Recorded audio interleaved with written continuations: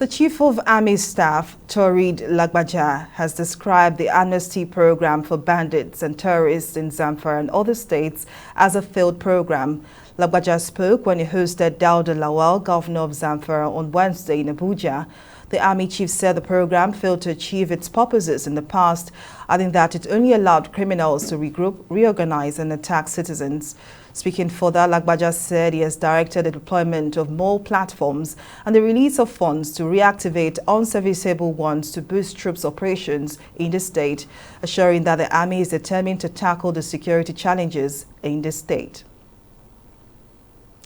For more insight into the position of the Chief of Army Staff, Taureed Lagbaja, I spoke with Salahuddin Hashim, who is a security expert. And I began by asking him if he believes that amnesty given to bandits and terrorists in Zamfara has worsened the security situation in the state. I think it is very important to first of all establish that insecurity in Nigeria has actually been on the reverse gear, and that is because the country and its people have suffered untold hardship as a result of this setback.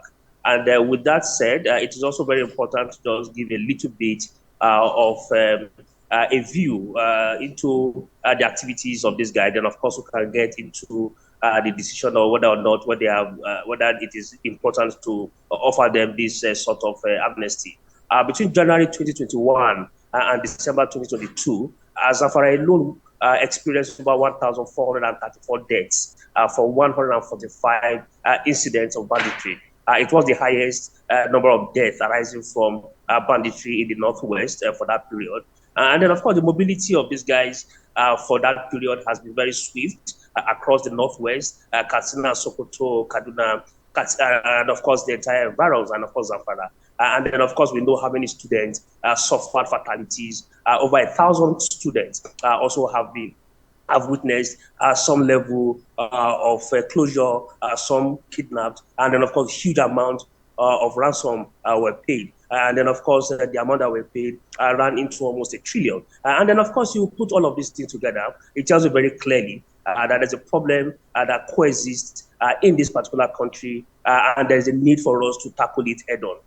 The discussion and the statement made by the Chief of Army Staff can be categorized into two. One is the complexity of the situation that we are confronted with. And then, of course, the flip side is the political economy of conflict. And if we look at it from the complexity of the situation, we know too well that we have counterterrorism laws in these countries and the state's penalties as to what should be done for anybody who is caught culpable in situations and circumstances like this. But unfortunately, we have had incidences in the past where governors have run into some level of bargaining and, of course, negotiation, and it eventually ended hitting the rock, and that is because they negotiated from the point of weakness. And then, of course, merchants, conflict merchants in between also saw the need for them to cash in and then, of course, use the opportunity to smile to the bank. And, of course, we knew too well that in Zamfara alone,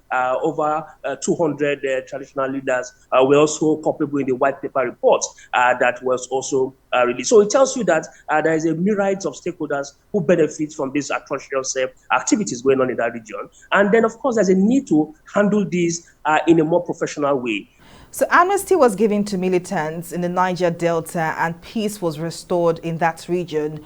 What makes amnesty given to bandits different from the militants in the oil-rich Niger Delta region? I think it's a context issue. The context in the Niger Delta is different because the group in the region were actually fighting for some social equilibrium to improving livelihood. And that, for us, suggested very clearly that they had scores that is actually propelling their demands.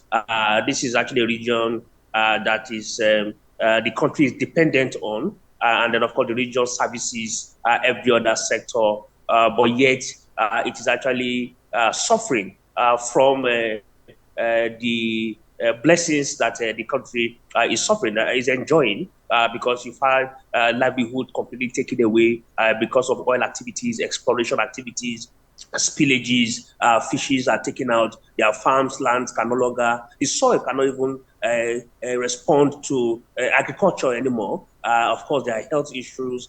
There are women adversely affected. So all of these things put together actually conglomerated the need for them to begin to put those demands and agitate for some level of responsiveness from the state. And then, of course, you can tell very clearly that were actually genuine because of the level of poverty and deprivation that you see in that region. But of course, for the bandits, what exactly is on the table that warranted their agitation other than criminality?